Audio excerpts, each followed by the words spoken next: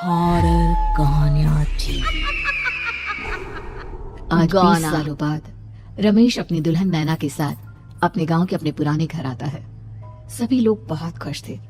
रूपा भी अपनी बहू का स्वागत करने में लगी थी। पर ये क्या, रूपा जैसे ही अपनी बहू की आरती उतारने जाती है, अचानक से तेज हवाएं चलने लगती है। घर की लाइट चली जाती है और आरती का थाल का दीपक बुझ जाता है। माँ ये सब क्या हो रहा है? अचानक से ये मौसम कैसे बदल गया? अरे बेटा, ये गांव है। गांव में अक्सर ऐसा ही होता है। किसी भी वक्त मौसम बदल जाता है और कभी भी लाइट चली जाती है। दीपाली बेटा, किचन से मोमबत्तियां तो ले आ। रूपा के कहने पर दीपाली किचन में मोमबत्ती लेने जाती है। लाइट ना होने की वजह से घर में काफी अंधेरा था, इसलिए दीपाली अपने फोन का टॉर्च ऑन करती है और टॉर्च ऑन करते ही उसे महसूस होता है जैसे कोई उसके सामने से गुजरा हो। मुझे ऐसा क्यों महसूस हुआ कि मैंने अभी यहाँ किसी को देखा? क्या सच में यहाँ कोई था या ये सिर्फ मेरा वहम था? अरे दीपाली बेटा, मिले कि नहीं मोमबत्ती? हाँ हाँ माँ, बस अभी लाती हूँ।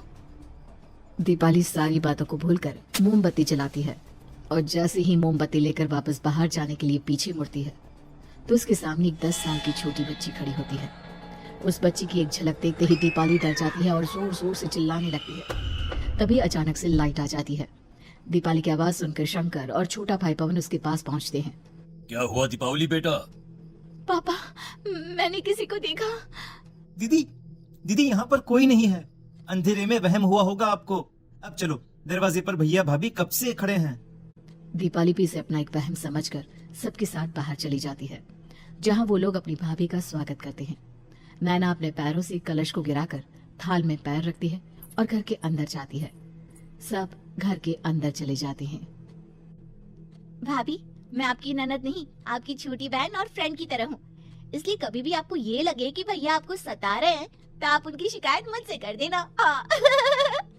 भाभी भैया की शिकायत करे या ना करे, पर मुझसे और माँ से तेरी शिकायत जरूर करेगी।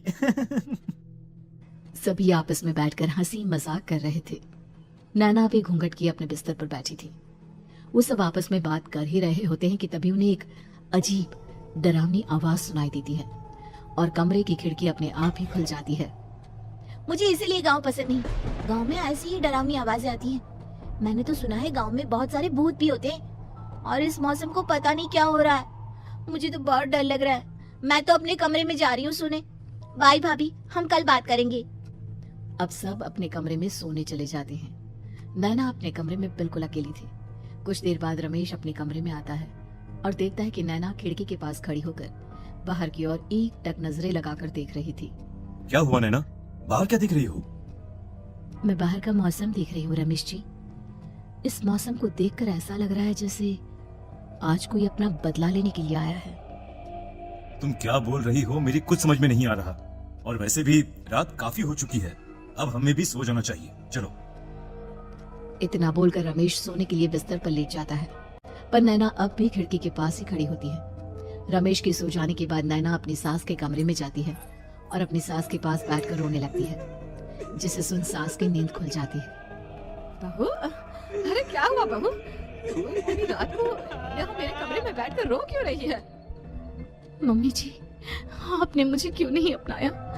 आपको पता है, आपकी वजह से मुझे और मेरे परिवार वालों को गांव वालों के कितने ताने सुनने पड़े। तू मेरी बहू नहीं है? कौन है तू? मम्मी जी, मैं आप ही की बहू हूँ। आपने मुझे अब भी नहीं पहचाना?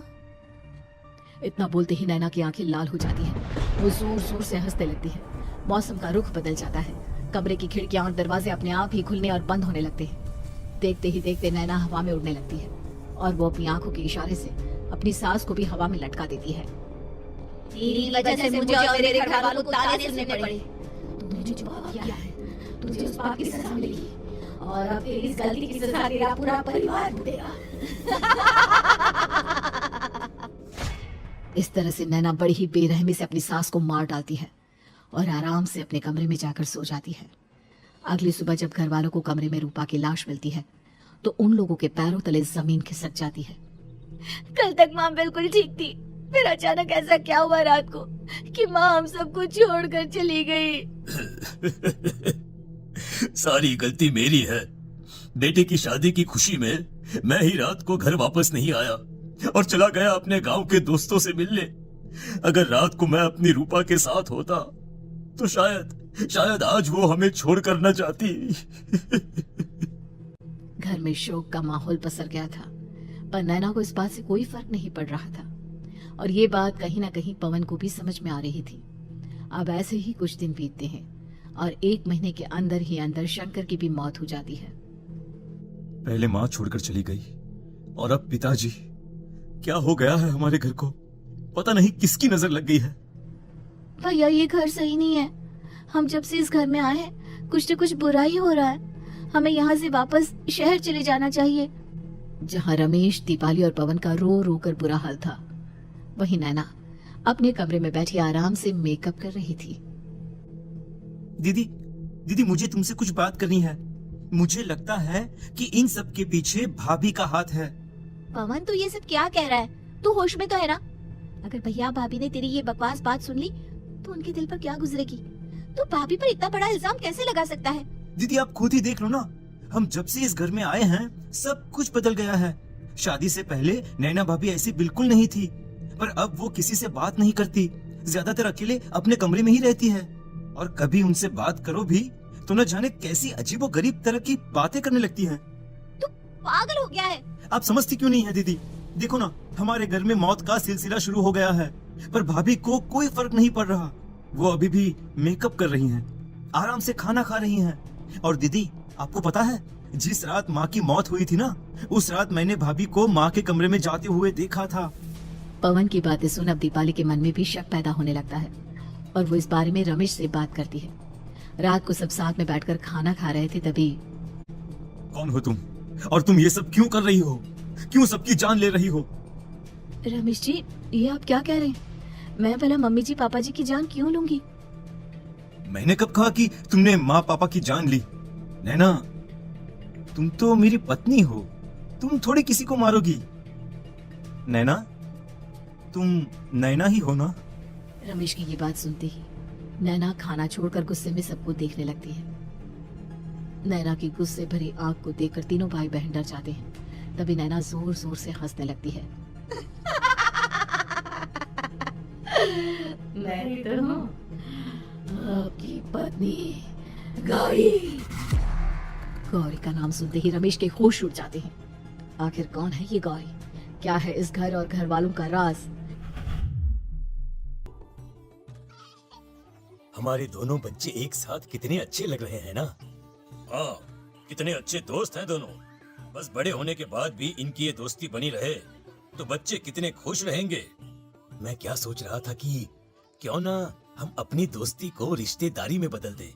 मैं अपने बेटे रमेश की शादी तेरी बेटी गौरी से करना चाहता हूँ। इस तरह हमारे बच्चे भी हमेशा साथ रहेंगे और हमारी दोस्ती भी रिश्तेदारी में बदल जाएगी। शंकर की इस बात से उसके दोस्त को बहुत अच्छा लगता है और वो अपनी बेटी की शादी रमेश से करवाने के लिए तैयार हो जाता है। बहुत जल्द दोनों परिवार मिलकर बचपन में ही रमेश और गौरी की शादी करा देते हैं। अरे शंकर, अपने बच्चों की शादी करवा कर हमने अपनी दोस्ती को रिश्तेदारी में बदल तो लिया, पर मैं चाहता हूँ कि अपनी गौरी का गौना 2 साल बाद करूँ ताकि वो थोड़ी समझदार हो जाए। अरे हाँ हाँ दोस्त, बिल्कुल, हमें कोई दिक्कत नहीं है। इसी तरह समय बीतने लगता है। समय के साथ शंकर का कारोबार तरक्की पकड़ लेता है और 2 साल बाद शंकर अपने पूरे परिवार के साथ शहर में शिफ्ट होने की तैयारी कर लेता है। जब ये खबर उसके दोस्त को पता चलती है तो वो शंकर से बात करने उसके घर जाता है। शंकर, 2 साल पूरे हो चुके हैं और अब तू शहर भी जाने वाला है। मैं सोच रहा था कि तेरे शहर जाने से पहले गौरी का गौना कर दूं ताकि तू अपनी बहू को अपने साथ लेकर जा सके। ये तू कैसी बातें कर रहा है? रिश्तेदारी बराबरी वालों से होती है और वैसे भी अब मैं, मेरा बेटा या मेरा परिवार कोई भी इस रिश्ते को नहीं मानता। ये तू कैसी बातें कर रहा है दोस्त? जब हमने अपने बच्चों की शादी करवाई थी तब हम दोनों ही एक बराबर थे। पिछले 2 साल में तेरा कारोबार थोड़ा सा अच्छा क्या चल गया तो पुराने रिश्ते ही तोड़ देगा। देख भाई, ऐसा मत कर। अगर तूने मेरी बेटी को अपनी बहू के रूप में नहीं अपनाया तो कोई भी मेरी बच्ची से शादी नहीं करेगा। अरे उसकी जिंदगी बर्बाद हो जाएगी। यार देख, वैसे भी बाल विवाह तो कानून मान्यता नहीं देता, फिर मैं कैसे दे दूं? तू अपनी बेटी के बड़े होने पर उसकी शादी किसी दूसरे लड़के से करवा देना। वैसे भी तब तक ना उसे और ना ही गांव वालों को ये बात याद रहेगी। मेरे बेटे को बख्श दे मेरे भाई। इस तरह से शंकर अपने दोस्त के परिवार और गौरी को गांव वालों के ताने सुनने और जिल्लत से भरी जिंदगी जीने के लिए छोड़ अपने परिवार वालों के साथ शहर चला जाता है। अरे इनकी गोरी में ही कोई दोष होगा, तभी तो लड़के वालों ने इनकी बेटी को अपनी बहू के रूप में नहीं अपनाया और उसको यहाँ छोड़कर शहर चले गए। अब कौन थामेगा इसी लड़की का हाथ? अरे पता नहीं कैसा आदमी है जो गांव वालों के इतने ताने सुनकर भी सर उठाकर गांव में चल रहा है। अरे अगर मेरी बेटी के साथ ऐसा हुआ होता ना तो मैं तो शर्म के मारे मर ही जाता। हाँ, दिन रात लोगों की नजरों में अपने लिए ग्रहण देख और सबके ताने सुन सुन अब गौरी के पिता हिम्मत हारने लगते हैं और एक रात गौरी के माता पिता खुदकुशी कर लेते हैं। ये सदमा गौरी भी सहन नहीं कर पाती और उसकी भी मृत्यु हो जाती है। तुम्हारे परिवार की वजह से हम लोगों ने अपनी इज्जत और जान गंवाई। इसका बदला तो तुम्हें चुकाना पड़ेगा, वो भी अपनी जान लेकर। हंसते हुए अब नैना हवा में उड़ने लगती है। नैना अब पूरी तरह से बदल चुकी थी। गौरी की आत्मा उसके शरीर पर हावी हो चुकी थी। उसकी आंखें सफेद, पैर उल्टे, चेहरा काला और बाल बिखर गए थे। अब गौरी अपनी शैतानी शक्तियों से घर के हर कोने को अपने काबू में कर लेती है और सीधी दीवार पर जाकर चिपक जाती है। मुझे अपना बदला चाहिए। बदला लूंगी मैं तुम सबको खत्म कर दूंगी। गौरी इतनी तेज चिल्ला रही होती है कि उसकी आवाज से घर के सारे कांच टूट जाते हैं। सामान इधर उधर गिरने लगता है और ये सब देखकर तीनों भाई बहन के होश उड़ जाते हैं। बचाओ, भागो भागो। उन तीनों को अपनी जान बचाने के लिए यहाँ से वहाँ भागता देख गौरी जोर जोर से हंसने लगती है। तभी दीपाली घर से बाहर निकलने लगती है, जिसे देख गौरी गुस्से में अपनी शक्तियों से तुरंत घर का दरवाजा बंद कर दीपाली को हवा में उड़ा देती है। बाहर भागी, मुझसे बचकर भागना चाहती है? कोई नहीं बचेगा, आज तुम सब मरने वाले हो। अचानक घर में भूतिया आवाजें गूंजने लगती है, तेज हवाएं चलने लगती हैं। सोफा, टेबल, कुर्सी सब हवा में उड़ने लगता है। ये सब देखकर रमेश, दीपाली और पवन की रूह कांप जाती है। घर में ये सब होते हुए और अपनी बहन को हवा में उड़ते हुए देख रमेश और पवन को भी समझ में नहीं आ रहा था कि वो क्या करे, कैसे अपनी जान बचाए। इतने में गौरी अपनी आंखें दीपाली की तरफ करती है और अपनी शैतानी शक्तियों से उसका गला दबाने लगती है। भागने का बहुत शौक है ना, अब मैं तुझे इस दुनिया से ही भगा दूंगी। इतना बोलकर गौरी दीपाली को उठाकर फेंक देती है और दीपाली दीवार से टकराकर नीचे गिर जाती है। दीपाली के पूरे शरीर में चोट के निशान होते हैं और वो उठ भी नहीं पाती। दोनों भाई भागते हुए अपनी बहन के पास जाते हैं। ये तो बस शुरुआत है, मैं तुम तीनों को दरबार मारूंगी। अरे अरे पर हमने क्या किया है? हम तीनों भाई बहन तो निर्दोष हैं। गलती तो हमारे माता पिता ने की थी और उन्हें तुम पहले ही मार चुकी हो, फिर हमारे पीछे क्यों पड़ी हो? पवन के इतना बोलते ही गौरी एक हवा के झोंके की तरह उसके पास आती है और उसका गला पकड़कर उसे हवा में उठा देती है और रमेश को गुस्से भरी नजरों से देखती है। गलती मेरे परिवार की नहीं थी, बदला को बड़ा बड़ा, मैं किसी को नहीं छोड़ूंगी। गौरी पवन को हवा में उछाल देती है, जिस पर कमरे की छत से टकराकर जमीन पर आकर वो गिरता है। उसके सर और शरीर पर जगह जगह चोट लग जाती है और खून बहने लगता है, जिसे देख अब रमेश से चुप नहीं रहा जाता। गौरी, तुम्हारा गुनहगार मैं हूँ। तुम्हारी शादी मुझसे हुई थी। अगर तुम्हें बदला चाहिए तो मुझसे लो। मेरे भाई बहन को छोड़ दो। तुम मुझे मार दो। मरना तो सबको पड़ेगा। अरे पर इसमें उन दोनों की कोई गलती नहीं है। प्लीज, मैं मानता हूँ कि तुम और तुम्हारे परिवार के साथ जो कुछ भी हुआ वो गलत था, पर गौरी, मैं प्लीज मेरे भाई बहन को छोड़ दो। उन्हें तो इस बात के बारे में कुछ भी पता नहीं है। उनका इस सबसे कोई लेना देना नहीं है। तुम और तुम्हारा परिवार यही चाहता था ना कि मैं तुम्हें अपना लूं।